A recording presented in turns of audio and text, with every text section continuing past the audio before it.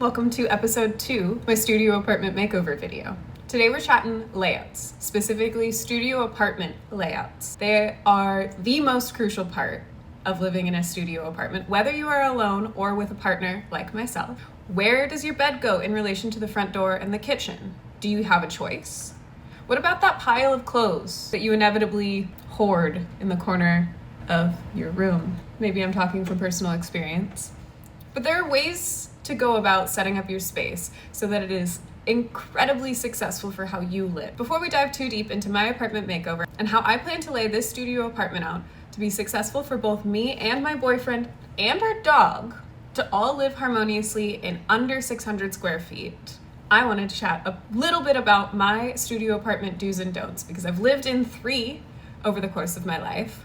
This is by far the nicest and the biggest. Before I was in a slightly smaller, giant rectangle of a studio apartment. That one was also with my boyfriend. And then a few years before that, way back in college, I lived in 150 square feet. This is the floor plan. I didn't even have a bathroom. I shared it with people on my floor. Not every studio apartment is created equal, but one thing is true, they all have their quirks. It's hard not to when everything happens in the same space. You sleep in the same room that you cook, and if you work from home, you also work in that space. So figuring out a way to lay it out is imperative.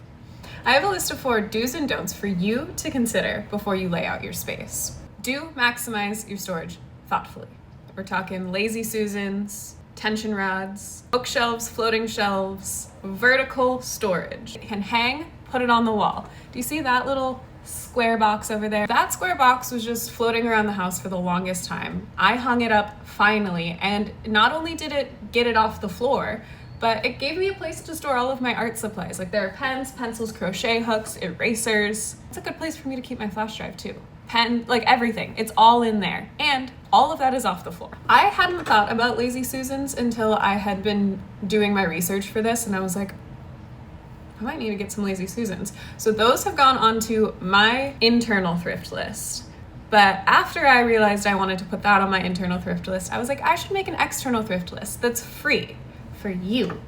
So if you go to the link in my description, you can get your own thrift list. And it's like a little guide to everything that you should look for when you go out to thrift. Don't pile everything on the floor. If you can hang it, like I said before, if you can hang it, put it on the wall. Let me say it again. If you can hang it, put it on the wall. If you can hang it, put it on the wall. Don't be like me and this pile of things, which can all be hung on the wall or honestly donated. Do thoughtfully plan the layout of your space. That is why this is my number 2 on here and my second video. I think that this, more than even defining your style, is the most important step. But defining your style makes this step a little bit easier because if you have a more bohemian style, then your layout isn't necessarily as rigid and you have a lot more pieces that are convertible. Multifunctional furniture. Use it whenever possible. Think a bench with a flip-up lid where you can store shoes or sheets, or a bed where you can slide things under, or a sofa bed. Maybe you like to entertain people and you don't want them sleeping in your bed. Multifunctional furniture. Another way to thoughtfully plan out your space is to create zones. Your sleeping zone, your eating zone / working zone, cooking zone, bathroom zone. You get it, right? Create your zones. One of the best ways to create zones without physically breaking up the room is to add rugs. But be careful, don't add too many rugs. Another way is to physically break up the room with a room divider or curtain. I did a curtain in my last apartment. Check out the video, honestly. It was one of my first YouTube videos. I loved it. Loved it. And I would do it here.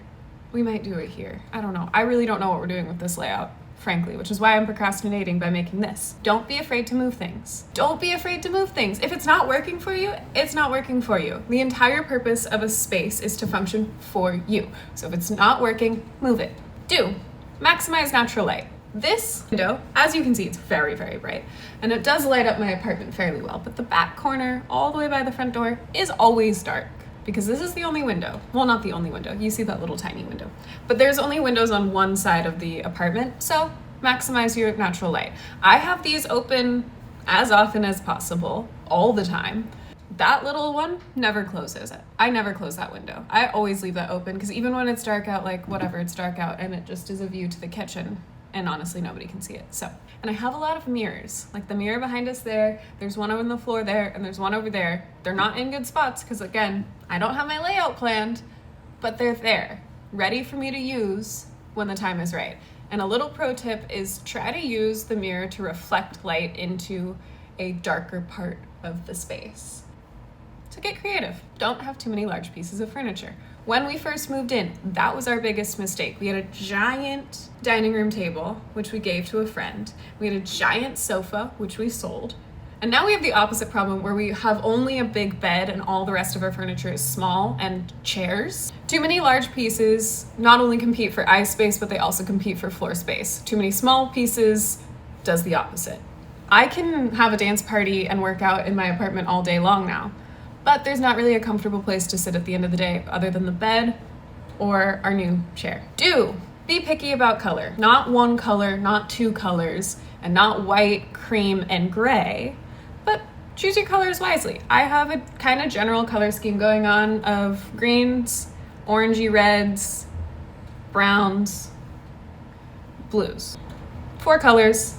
You can kind of play with tone and hue a little bit, but because a lot of the colors are natural, it's easier to like have a pop of color here and there.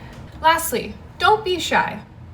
This is your space at the end of the day, so express yourself. If you like something, put it on the wall. If you like it on the floor, leave it on the floor. It's your space. All that matters is that it's your space, so lean in. Lean into your likes, your dislikes. If you like a specific movie, lean in. Get a poster or get an artist rendition of something related to that movie. Make it a little abstract. Why not? It's your space. Lean in. Do whatever you want. But do remember, in a small space, less is generally more, but balance is key. So now for the dreaded part of the video where I have to figure out what the hell we're doing with this space. And I don't really want to.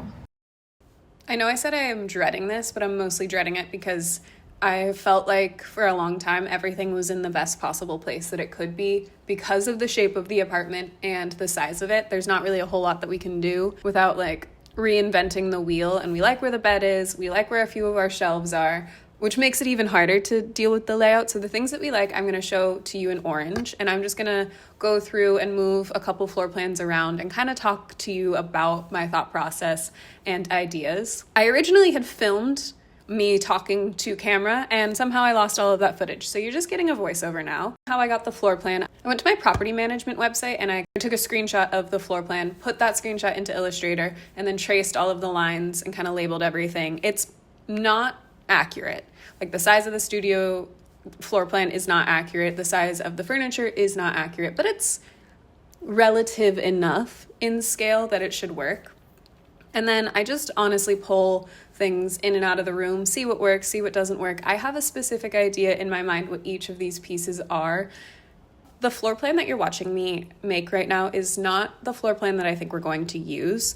And somehow I don't even have that footage either. So I guess I'll have to record me right now walking you through it. So stay tuned for that. But back to the one that you're watching. This is a no-buy floor plan. So it is just trying to use everything that we already have. And I don't think that that's going to work. But we really don't have money. So we really have no business buying anything. But I'll show you in the next clip. See you there. Bye. The dryer's going and the door is open. So the audio is not going to be the best and I don't have a mic yet. But like I was saying before, I don't really have money to invest in anything yet. So we're just rolling on vibes. I have no idea what to do with the layout of this space. We keep moving things and decluttering things. That's the bedroom. So if we don't put something right here to divide this space, it feels really awkward. It functions for the way that we live in this space, kind of. But it's really, I mean, next week I'm doing a room tour where I kind of show you where everything is. And it just doesn't really make sense. Let me know if you have any ideas for a DIY project that I can do to help break up this space, because there are many. Or, I don't know, if you're a brand and you want to send me a cool cabinet or want to help me build a cool bookshelf cabinet for this general area, I would love you forever. Well, thanks for watching my second video. I really appreciated this. I had so much fun. Stay tuned for next week where I show you literally everything in this space, all the problem areas, everything that I want to fix. everything that I'm hoping to achieve through this little series. Love you. Bye.